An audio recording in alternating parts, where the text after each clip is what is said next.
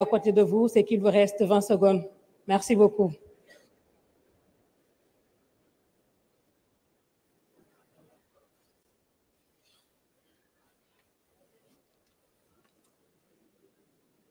Monsieur le Premier ministre, Mesdames, Messieurs les membres du gouvernement, Mesdames, Messieurs les honorables députés, distingués représentants du patronat, distingués représentants des syndicats, bonjour.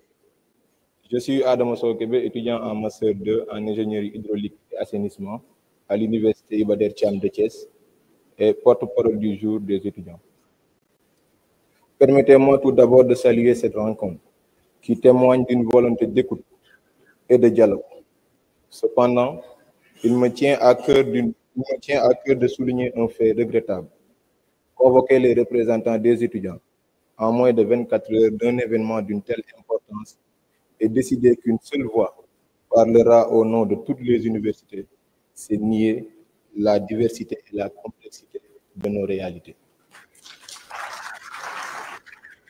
Une concertation sérieuse exige du temps et une prise en compte réelle des préoccupations de ceux qui font vivre nos institutions académiques. Les étudiants ne sont pas de simples spectateurs. Les étudiants ne sont pas de simples spectateurs des dynamiques sociales et économiques de notre pays. Ils en sont un maillon essentiel.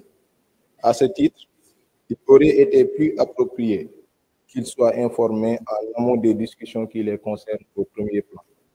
La jeunesse estudiantine mérite une place digne dans ce dialogue, avec le temps et les moyens de s'organiser pour exprimer ses préoccupations. Nous le savons tous, en temps de crise, des concessions peuvent être nécessaires, mais encore faut-il qu'elles s'appuient sur un minimum de conditions acceptables. Or, dans nos universités, aujourd'hui, ce minimum n'existe plus. Des étudiants sans logement, des pavillons saturés, des conditions d'études de plus en plus précaires. Mais encore, il conviendrait de demander ou de poser une question importante. Comment demander des sacrifices supplémentaires à une jeunesse déjà à bout? C'est pourquoi il est impératif d'organiser dans les meilleurs délais une rencontre dédiée aux représentants des étudiants. Nous devons avoir l'espace et le temps nécessaires pour exprimer ou exposer nos préoccupations et proposer des solutions adaptées à nos réalités. Sans un dialogue sincère, structuré, il sera difficile d'avancer. Monsieur le Premier ministre, nous ne demandons pas l'impossible, seulement un effort à la hauteur des défis, car un Sénégal prospère et juste ne peut se bâtir sans une jeunesse éduquée et soutenue. Monsieur le Premier ministre, nous vous souhaitons une mission empreinte de clairvoyance et de succès dans l'intérêt de tous. Monsieur le Premier ministre, veuillez transmettre nos vives salutations à son Excellence le Président de la République, M. Bassirou Diomaye Faye, et nos souhaits de succès dans la réalisation du projet pour un Sénégal juste, prospère et souverain dans une Afrique en progrès. Je vous remercie.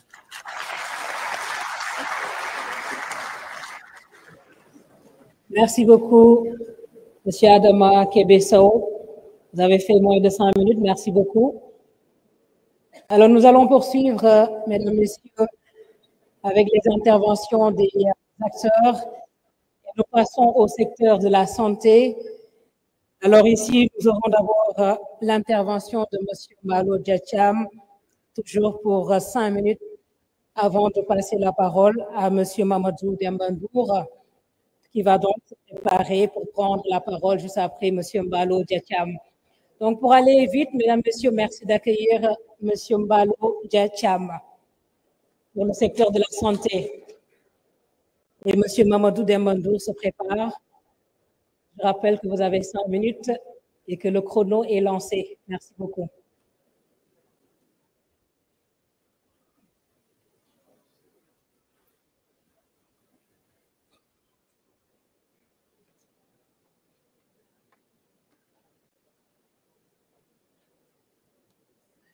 Assalamu alaikum mbooloo mi Assalamu alaikum, monsieur le Premier ministre.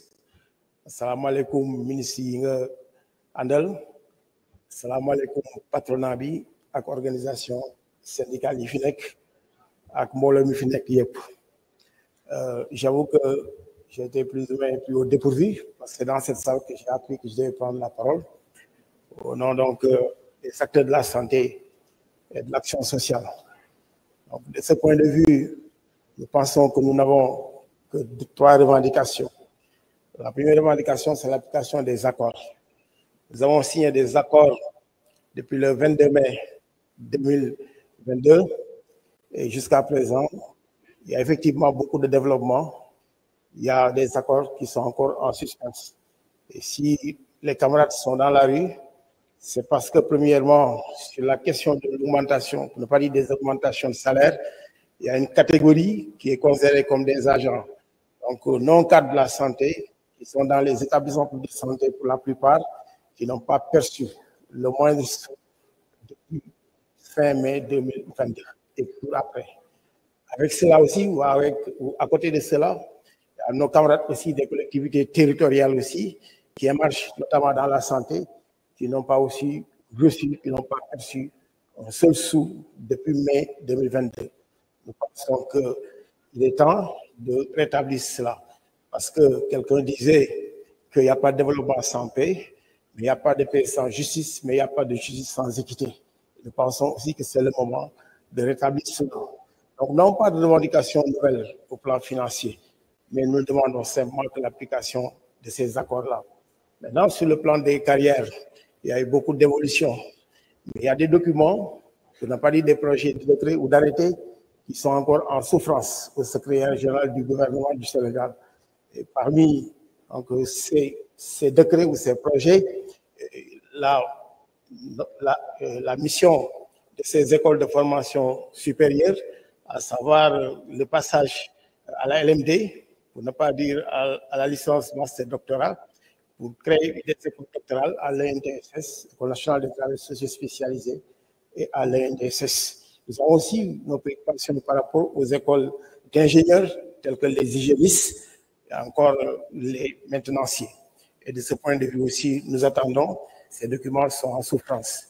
Nous avons appris, avant de venir dans cette salle, avec beaucoup de joie, que le décret qui devait, en tout cas, faire en sorte que les techniciens supérieurs qui avaient comblé leur gap de connaissances et de compétences, ce décret-là qui devait leur faire passer à la hiérarchie A, que ce décret a été examiné en commission technique.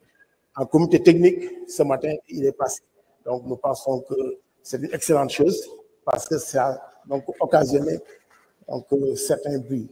Bon, nous pensons aussi, à côté de ces techniciens supérieurs, nous avons aussi d'autres. Parce que nous voulons une santé de qualité, mais on ne peut pas avoir une santé de qualité sans des personnels de qualité.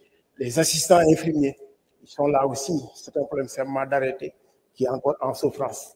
Puis aussi des personnels qui sont considérés comme des infirmiers brevetés.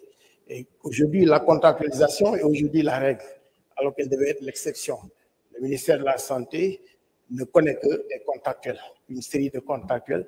Et récemment, avec ISMEA, dont le contrat est arrivé à terme, nos camarades de ISMEA sont là dans l'expectative. On ne sait pas s'ils deviendront des fonctionnaires au terme de l'accord ou bien des contractuels.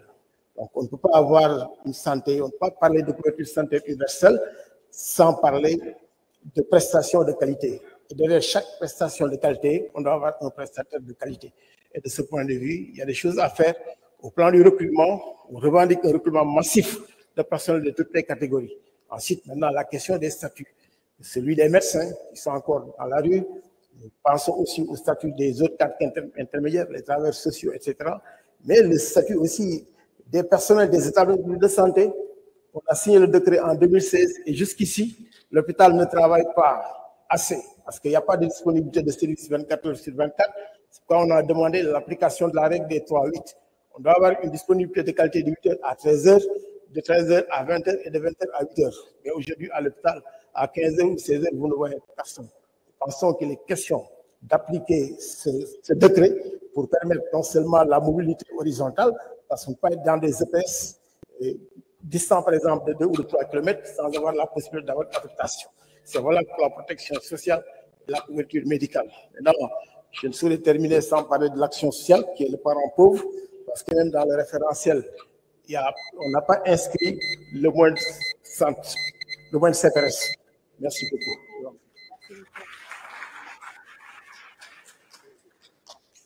jërëjëf monsieur Mballo Dia Thiam kon ñu wéyal ba tey waxtaan bi ak waa secteur santé damay woo ki nga xam ne mooy monsieur Mamadou Demba Ndour